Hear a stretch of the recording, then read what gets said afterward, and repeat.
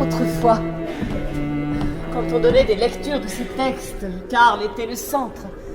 Tout s'ordonnait autour de lui. Il avait l'art d'être aimable avec les gens sans pour autant les laisser s'immiscer.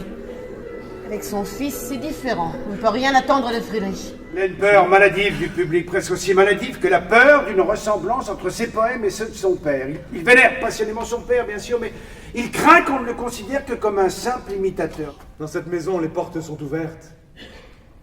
Mais derrière, il y a quelque chose qui est caché. Un mystère à propos de mon père que je ne dois pas connaître, c'est ça? Je crois que ton imagination t'emporte. C'est bizarre. Je respire plus librement depuis que je sais qu'il y a un mystère ici. Vous avez un pouvoir sur les gens. N'exagérez pas. Je ne suis rien de plus qu'un fantôme du passé. Vous avez un réel pouvoir sur eux. Et il vient de mon père, non? C'est pour ça que vous avez déjà un pouvoir sur moi. Un pouvoir qui m'a attiré ici. Votre vie est liée à la mienne. Qui êtes-vous? Qui étiez-vous?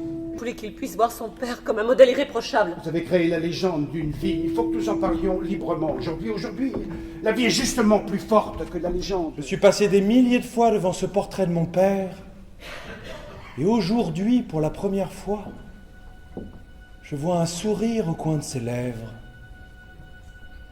Un tout petit sourire, comme on sourit quand on cache quelque chose.